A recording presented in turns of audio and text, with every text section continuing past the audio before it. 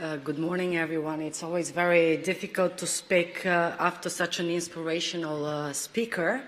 But first, I would like to express my delight of being here today. I would like to express my delight for having the opportunity to address you. And I would like to very warmly thank Minister Bartolo for the invitation, but also for your great hospitality and, of course, for your really very inspirational, very insightful and forward-looking speech. Your presidency, Minister, has only just begun, but you have already sent an important signal on the key role of education for your government, for your country, for the EU and the world at large.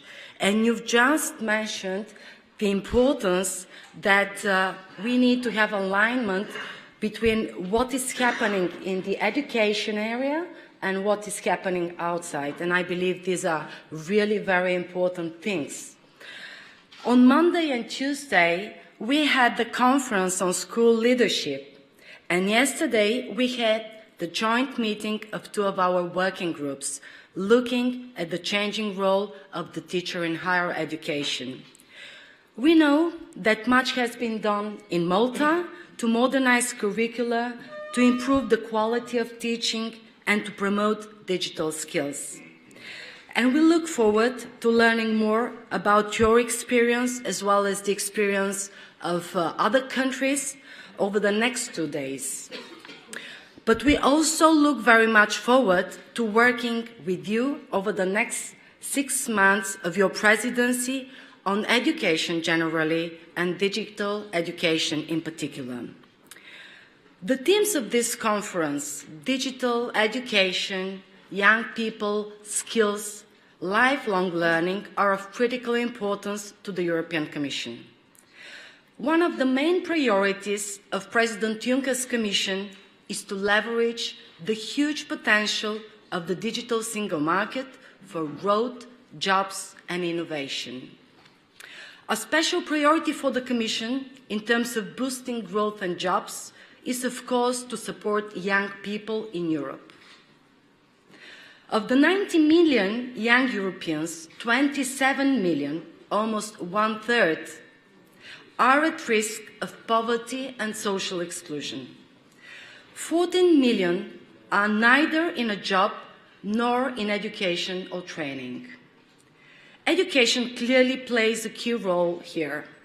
Young people who have had the chance of gaining the right skills from early on are much better placed to find a job. And employment is still the best safety net against exclusion. At European level, we are providing funding through programs like Erasmus+, as you know very well, to help young people get extra study or work experience abroad to increase their chances of employment. I want to particularly highlight the Erasmus program, which celebrates its 30th anniversary this year. It has given 5 million students the chance to travel, study, and train across Europe. In addition, I would like to recall that the new Youth Initiative, which was adopted by the Commission last December, has a strong educational strand, recognizing the strategic importance of education and training for our society and for our economic development. Talking about digital, we all agree that the ongoing digital transformation is a challenge for our economy, for our society, and it is a challenge for education too. Over the past 10 years, we have been witnessing an incredible pace of technological development, which is bringing an immense change to the world we live in. Jobs are changing, skills are changing, the way we communicate, entertain, shop and vote is changing too. Self-driving cars are on the roads, the use of drones becomes increasingly wide, and artificial intelligence and robotics are expanding at a rapid pace. 10 years ago, no one would have imagined that the iPhone would revolutionize the world the way it did. And none of us knows now what the world will look like in 5, 10, or 20 years' time. But what we do know is that whatever the world will look like, it will be more digital. So the question is, do we have the right skills today to cope with the challenges of tomorrow? And if we had to be honest with ourselves, we probably don't. What is therefore highly important to do is to prepare, in particular our children, for the new future. We need to prepare them to work, live and thrive in a digital world. In a world which will be vastly different from today. This might be the biggest task Europe's education systems have faced yet. Last year, with our skills agenda, the Commission placed the topic of skills on the top of the political agenda. We are working to make sure that the skills gaps and needs are taken seriously and addressed across the EU. And we are working closely with the Member States to raise the quality of education and training in Europe. One of the main challenges lying ahead of us is to make education relevant, and that was an issue that was also very strongly underlined by Minister Bartolo. To increase student engagement and performance, we must also focus on updating learning content and ensuring that it is relevant to today's rapid changing environment and to lives of young people. Literacy, numeracy, languages and sciences have long been the focus of education systems across the EU. But we need to reach wider, to ensure our young people are digitally competent, have entrepreneurial skills, and develop media literacy and key skills such as critical thinking. At European level, we are witnessing a transformation of education systems towards competence-based teaching. The aim is no longer to equip students with a specific piece of knowledge or one concrete skill, but to help students develop the foundations of a wider competence that they can develop further as they wish or they need. We have supported and encouraged this approach for many years, but we hope to give a further push to this effort with the revision of the European Key Competencies Framework later this year. And I would like to inform you that the Commission will launch a public consultation in February, and I would like to strongly invite you to provide your contributions and participate in this consultation. As you know, the framework sets out 8 key competencies and a series of transversal skills, which the Commission and experts across the EU believe are vital in the Europe of today. One of the 8 competencies is, of course, directly linked to the topic of today, digital competencies. All of us here recognize the critical importance of digital skills and competencies for both our teachers and learners.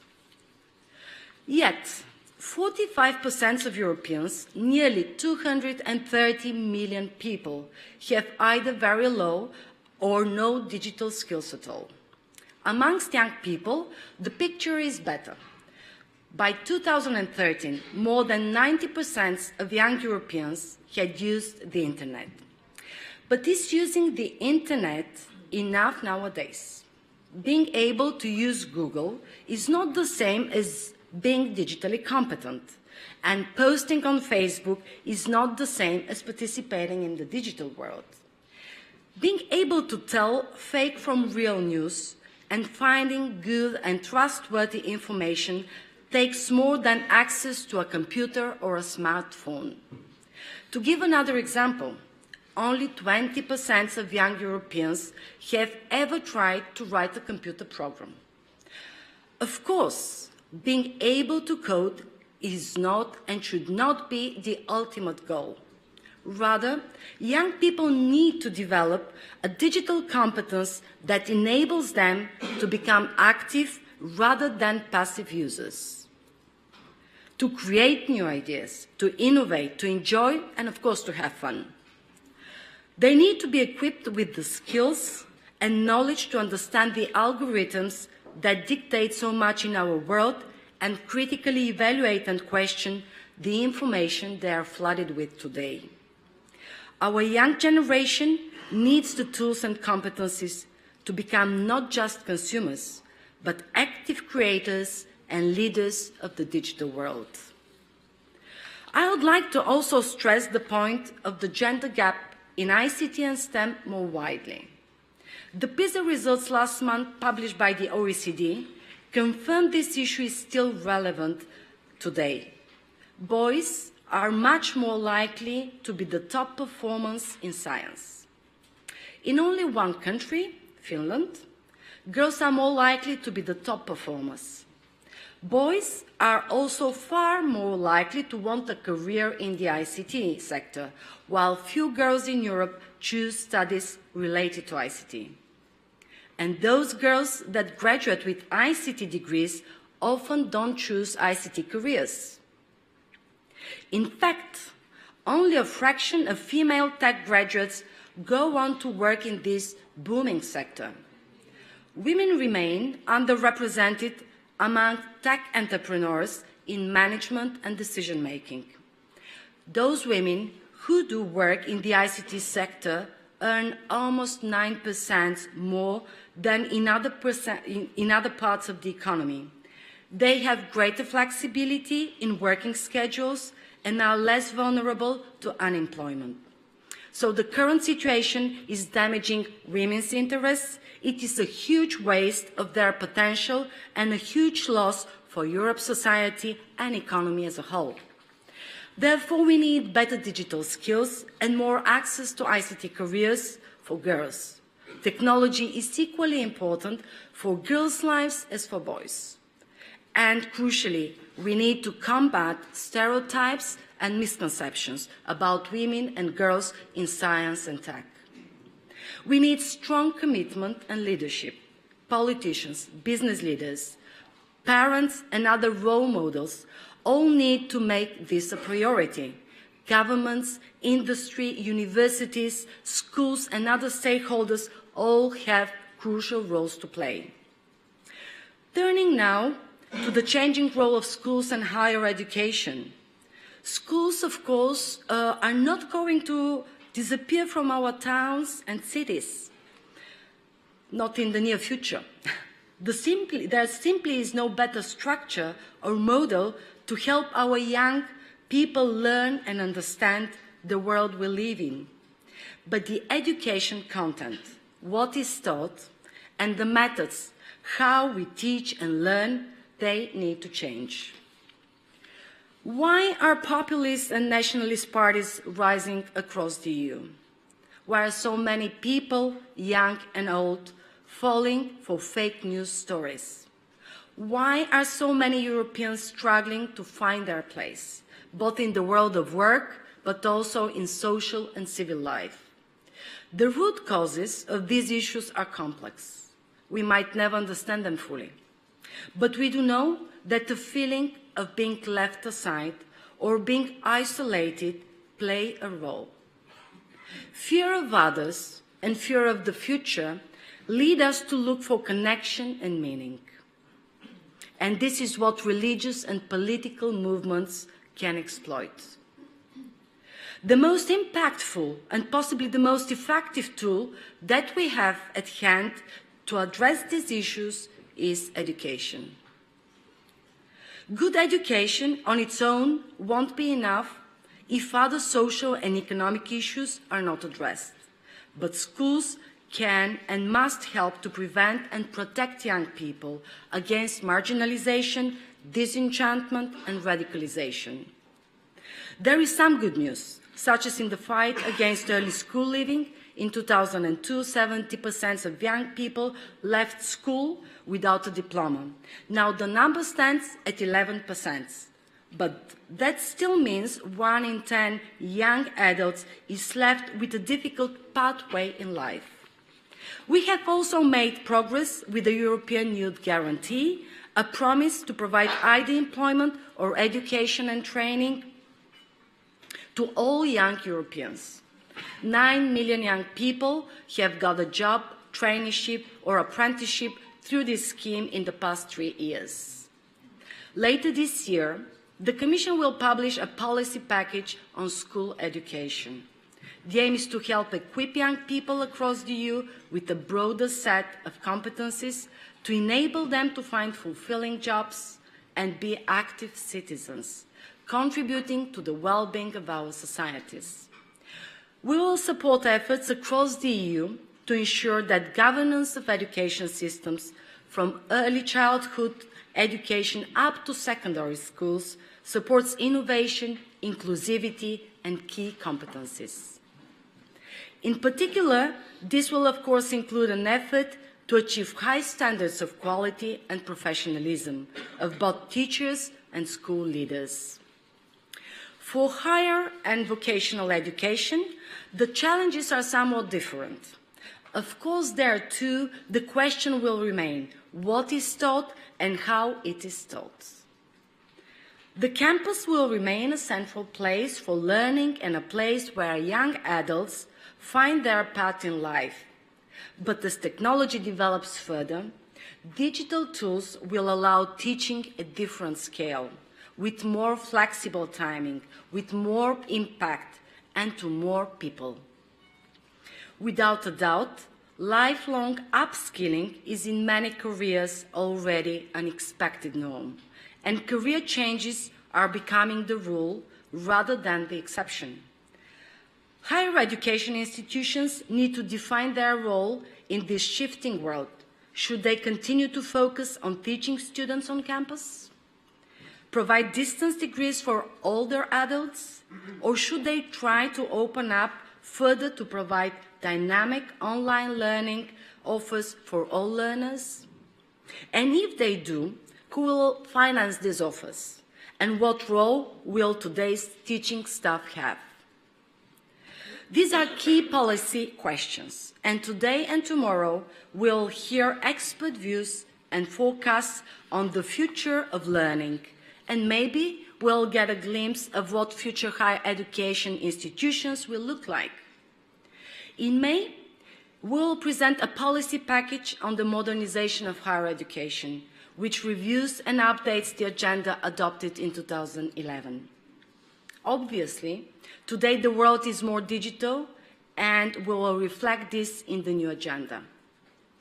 For example, we will look into promoting student-centered learning and teaching, including the effective use of rapidly evolving digital technologies.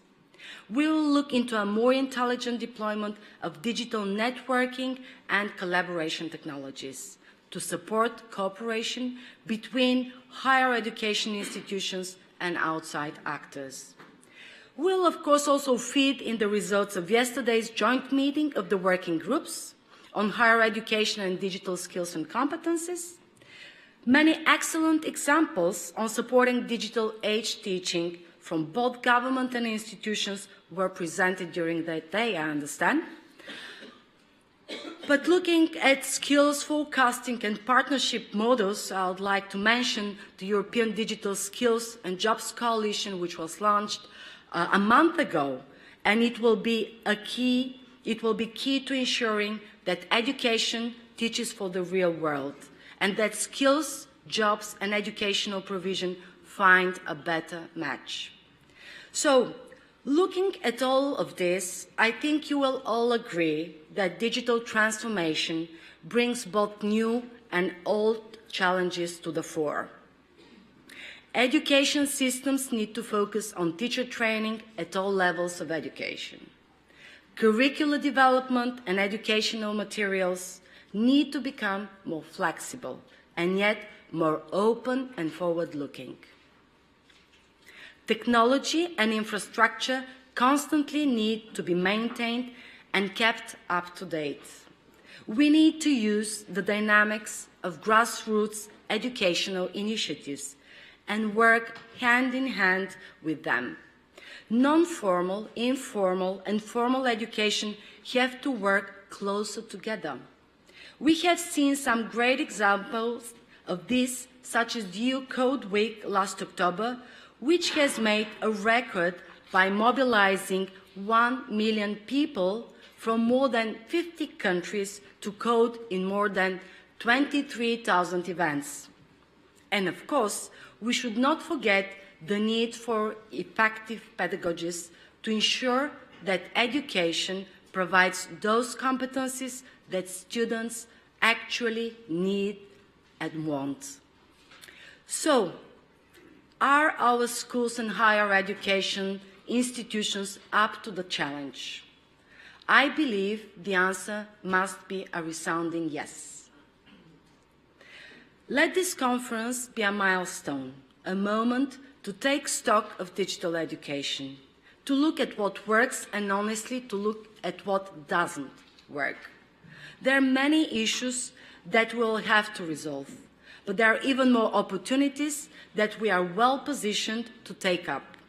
Our education systems are amongst the best in the world, and together we can make sure that they will get even better. So let us continue to ask the right questions and let us work together on finding the best possible answers. I wish you a great conference. I'm very much looking forward to the outcome and the conclusions of this conference, and I wish you a lot of inspiring discussions. Thank you very much.